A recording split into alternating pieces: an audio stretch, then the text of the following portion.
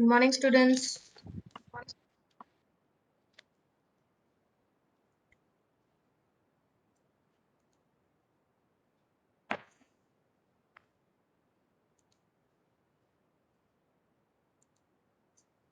Am I audible?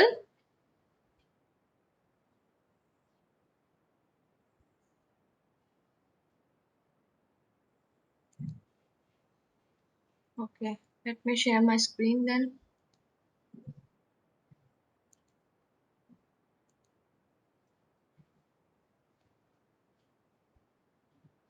So today we'll study about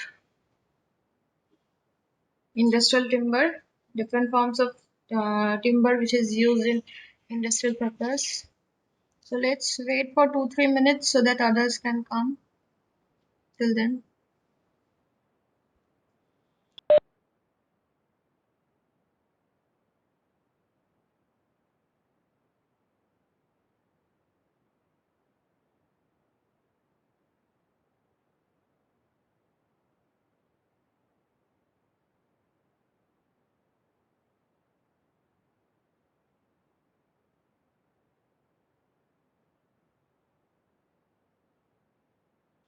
Please text in your WhatsApp if who opting for this subject. Please join.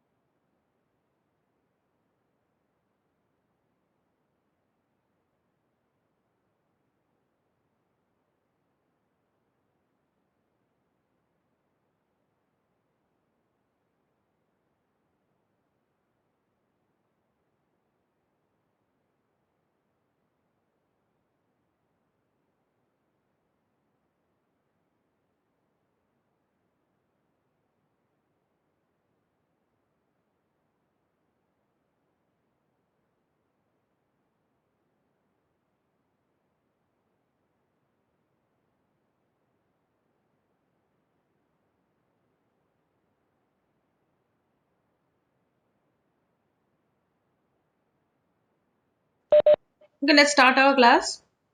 Students will join eventually if they want to. So last class I discussed about defects of timber, right? So today we'll discuss. Let me. Okay. Hope the screen is visible. Let me zoom it more.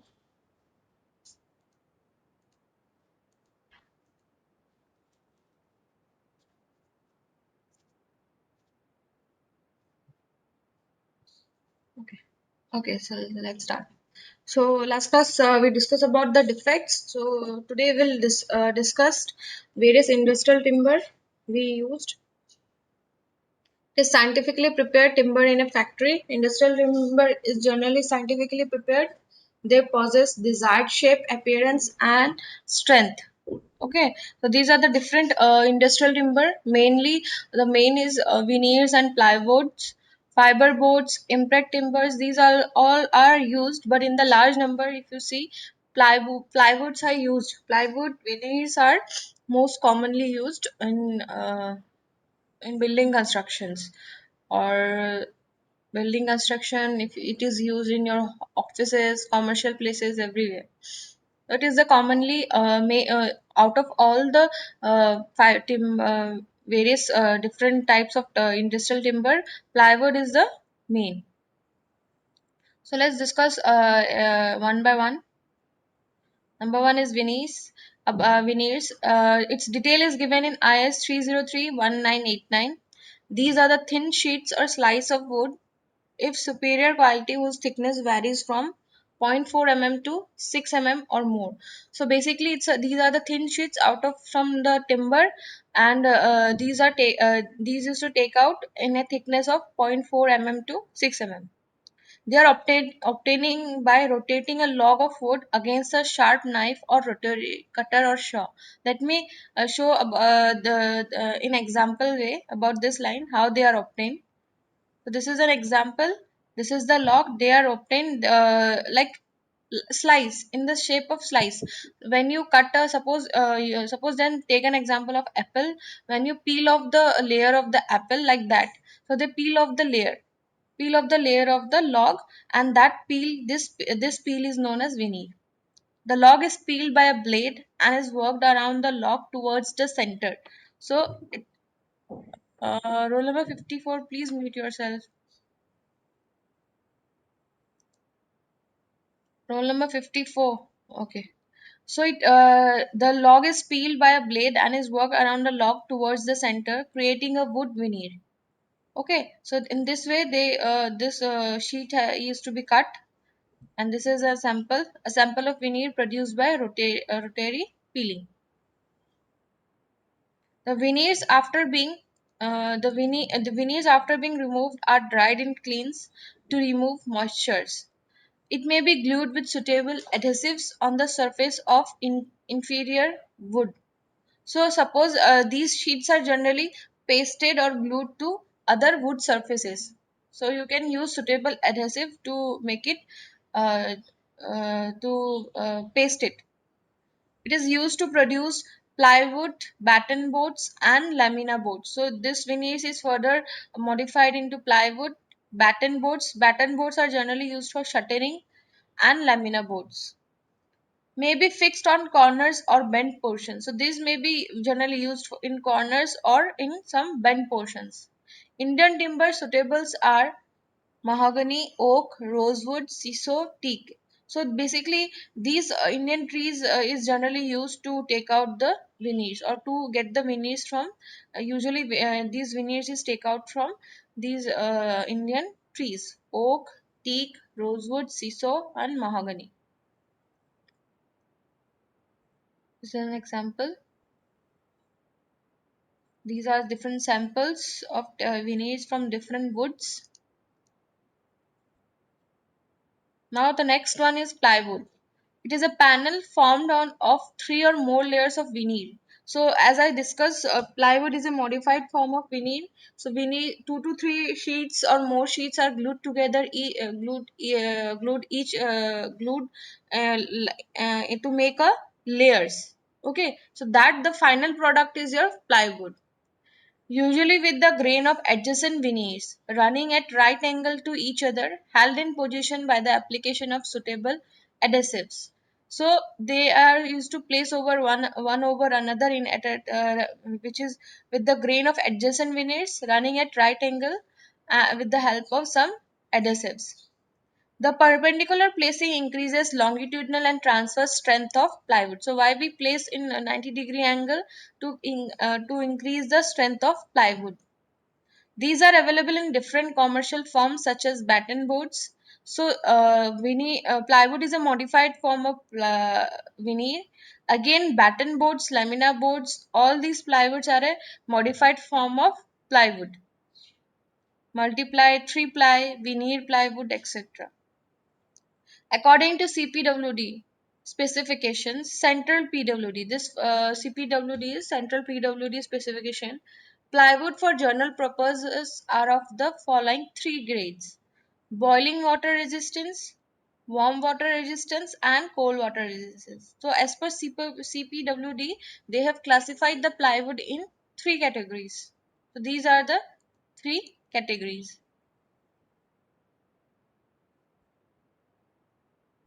Now thickness, there are different 3 ply, 5 ply, and 7 ply. These are the three broad classification, and its thickness can be 3 to 6 mm. For 5 ply, it can be 5 to 9 mm, and for 7 ply, it may be 9 to 16 mm.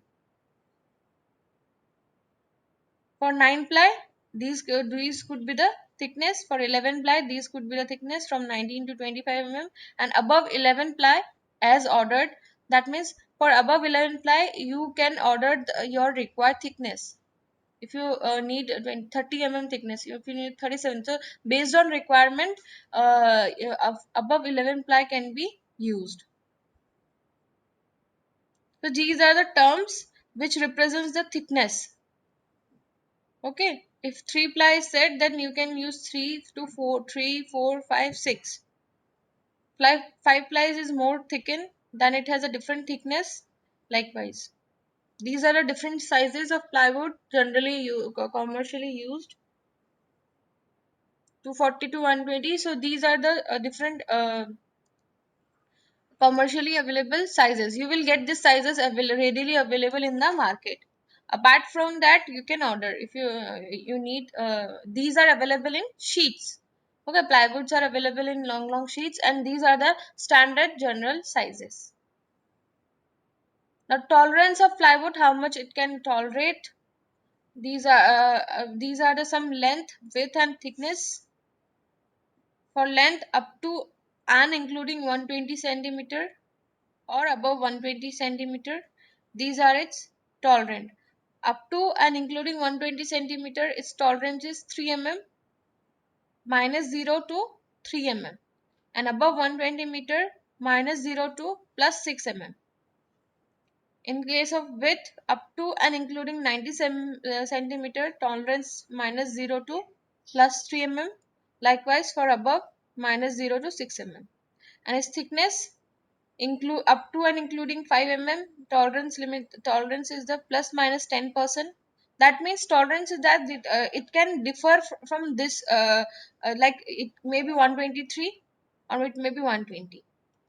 If the length is above 120 centimeter, you can take also till plus 6 mm. You can add more 6 mm. In 120 centimeter, oh, it won't be 123, it will be 120.3. Till that, these are the tolerance for different length, width, and thickness for plywood. Now, what are the advantages? It has a good strength both across as well as along the grain. It has better splitting resistance due to grains in adjacent layers. It can easily be bending to a curvature limited by the tensile and the compressive strength of other piles. So you can bend also, but at certain limit. The face piles made at different hardwoods show great aesthetic variety in grain pattern and color. So basically plywoods are generally classified based on how they are placed, how veneers are placed in layers to get the final product. Next is hardboard. This will be hardboard, okay.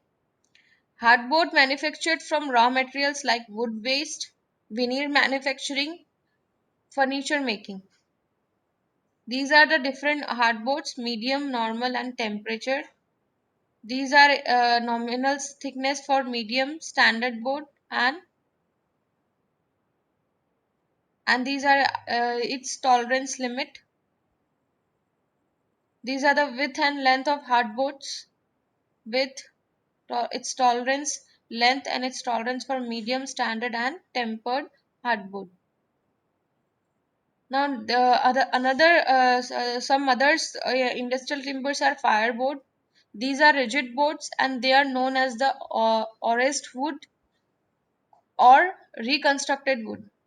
The fiber boards form an ideal base for all types of decorative finishes like distemper, oil paint, etc. So these can be used for fireboards are generally used for decorative purposes. Next is impreg timbers. It is fully or partially covered with resin and used for molds, furniture, decorative articles. Compreg, almost the same property as of above. That means it has the same property as impreg timbers. It is treated under high pressure. The strength and durability is more. So it is a type of impreg timbers, but its durability is more compared to impreg. Block boards and or lamina boards. It is a board having 4 strips, each not exceeding 7 mm in thickness. Glulam, glued and laminated wood made of solid wood. Flush door shutters, more popular for interior works. Particle boards, it is a board manufactured from particles of wood or other ligocellulose materials.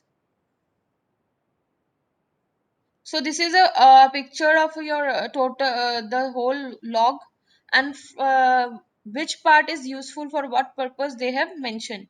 So if you see this part, which will be the M, it is written with M, intermediate between R and T. So if I go for R and T, okay, let's start with R. This part of the log or tree or timber, you can say, it is best for dowel and planks. That is, this can be used for structural purpose. This part of the log, okay. This D, discarded for joints, joist and beams. This part showing circular shrinkage, okay. And T, not good for structural planks. So this part is not good for structural planks. And this B, it is best for joist and beams. Now these are the market forms of timber: batten, bulk, board, deal, end, log, plank, pole, quartering, scantling. These are the market. We have seen the industrial. These are the market forms of timber. Batten, like this, it will have different thickness. These are the battens. Battens has breadth and thickness which does not exceed 50 mm. So battens generally does not exceed the 50 mm. These are generally used for shuttering. Bulk, it is a roughly square timber piece and it is obtained by removing bark and sapwood. So this is a bulk. Board is a plank whose thickness is less than 50 mm and width exceeds 150 mm. Deal is a piece of soft wood with parallel sides which has a width limited up to 230 mm. And is a short piece of batten, deal and scantling. Log is a trunk of tree obtained after removal of branches. Plank is a timber piece with parallel sides. Pole is a sound long log of wood, also called as spar. Quarterning is a square piece of timber. And scantling are the pieces if miscellaneous sizes of timber found out of a log. So miscellaneous piece. Suppose you have sawn the log, and after getting all the required material from the log, some pieces may be left. So the scantlings are the miscellaneous pieces. Now, joineries is a part of woodworking that involves joining together pieces of timber or lumber to produce more complex items. Some wood joints employ fasteners, bindings, or adhesives. So, basically, when we try to join two logs with the help of some fasteners, you can say you can use fasteners or adhesives, while others use only wood elements. So instead of using to join two woods, instead of using fastener and adhesives, we use only the wood elements. That means you can use wood glue also. The characteristics of wood joints: strength, flexibility, toughness, appearance, etc., which is derived from the properties of the material involved and the purpose of the joint. Therefore, different joinery techniques are used to meet differing requirements. For example, you can take an example that the joinery used to construct a house can be different from that used to make puzzle toys, although some concept overlap. So basically, it is talking about how you used to join the woods in shuttering. Formwork is used to make with the help of battens by inserting nails, right? Nails, fasteners, all that in shuttering. But if you are making a toy of the timber, then there may be some different joint, that different kind of joint you need. That is about it is talking about. Now these are the different joint: butt, lap, bridle, dowel, finger, meter, and dovetail. So these are the different joints it is talking about. This is the lap joint, one over another.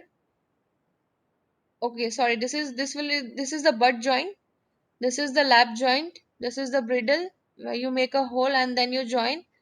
This is the dowel joint. This is the meter joint. This is the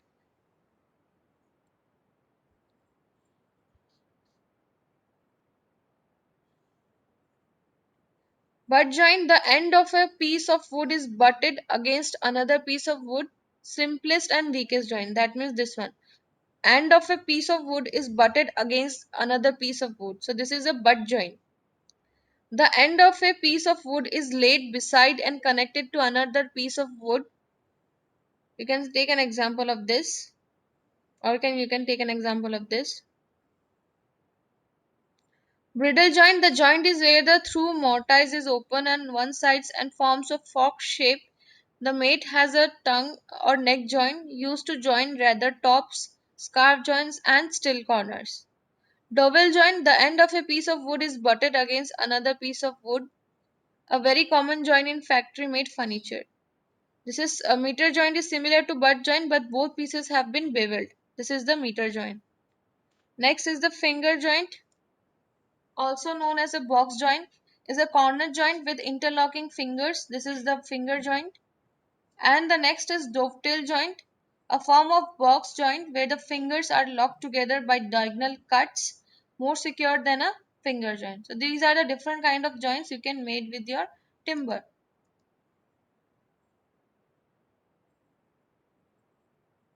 There are some dado joint. This is the example of dado joint, groove joint, tuff and groove, mortise and tenon, bird's mouth joint, cross lap, splice joint. This is the splice joint. This is the cross lap. This is the mouth joint. This is a mortise and tenon.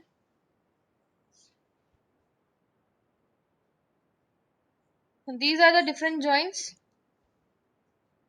Go through each joints. Just read. Just need. Just understand what is the basic line, that how these two woods are getting joined. The next is the Malaysian wood. It is some woods are very expensive in the industry, which suppose you must have seen somewhere wooden flooring. So these are special kind of woods which is used in our construction industries. Malaysian wood is actually rubber wood or heavy. Let me give me a minute.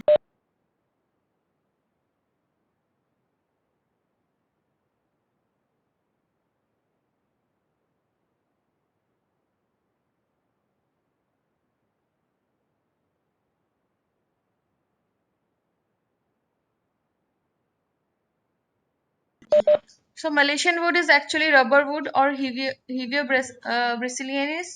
It is durable and high density. It is best to use on furniture. So Malaysian wood are nowadays used for furniture. You see the modern day furnitures are some different. It has different lusters and different in if you go to a showroom of furniture, you will see different kinds of furniture, right? So nowadays people yeah using Malaysian woods and some other expensive woods for furniture making, but the conventional is the conventional wood is teak, and there are some woods which is used earlier for making furniture. Heavy hardwood Chengal. It is considered the number one wood and classified as heavy hardwood of Malaysia. An export of log is prohibited due to its scarcity. Planning is known to be easy and a smooth finish is easily achieved. Boring is not hard. Turning is easy as well as a smooth finish is achieved. Nailing is very difficult and mostly a hole has to be pre-drilled to receive a nail. The timber is classified as naturally durable and is normally very resistant to termite attack and fungal infection. This timber is suitable for all forms of heavy construction like railway sleepers, heavy dry furnitures, marine construction, boat building likewise. On the Malay Peninsula, Chengal has been used as the wood of choice for house and boat building. It is sometimes referred to as the Malaysian teak.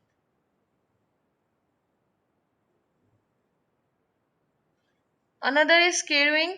It is the name given to a timber yielded for more than 70 species of the genus Dipterocarpus. This group of large hardwood is indigenous to Southeast Asia, where the species are harvested from managed forest with regeneration program. It is low maintenance. It is ideal for outdoor furniture. It is strong and classified as durable. It is useful for construction purposes. Across entire species of carrying, a wide variety of hardwood use are available, including deep pink, orange pink, and purple lead. The most common hardwood is red brown. This is an example. Next is the Malaysian rubber wood. It is a light colored, medium density tropical wood. It has a dense grain that is easily controlled in the clean drying process. It has very little shrinkage, making it one of the more stable construction material. It is also suitable for outdoor use, as rain can leach the protective chemicals from the wood, exposing it to fungus and insect attacks.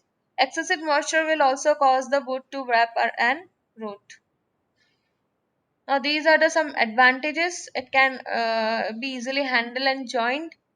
It can be used for both load bearing and structures and non load bearing instruments. It can be easily converted to any shape and size. With the advent of superior adhesives and other forms of timber connectors, the wastage in timber construction is less because all waste can be put on use or the other. Just like I said, if you scantling, you can use every waste of the wood. Even the when you do seasoning or of the wood, the waste you are used to get, you can use that waste also. It has a high resale and salvage value. If you resale, see, generally the shutterings, if you sell it, suppose you have purchased the shuttering at 50,000 rupees, if you sell it, you will may get the same amount, or sometimes like 47, 45. So it has a high resale and salvage value. You may get sometimes 60,000 also for the same used shuttering. It has better insulating properties than any other materials. Durability of timber can be very high if properly seasoned and preserved. These timber construction are light in weight and strong and can be made economical. For aesthetic and decorative appearance, it is used, easily available, and high energy efficiency. So these are the sources. You can also refer building materials by Rangawala. So that's all for today. Any doubts, any questions? Okay, then if you have understood, then please write your roll number in the chat box.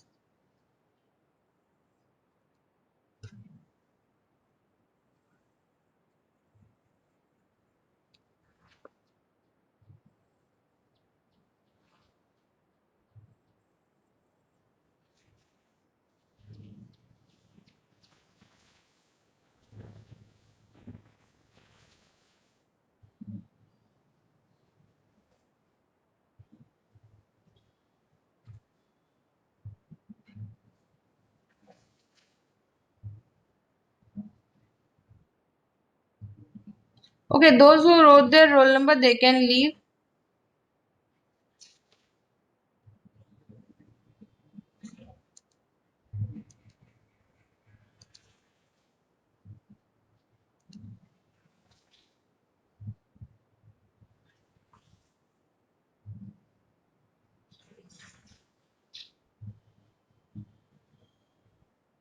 Thank you for joining.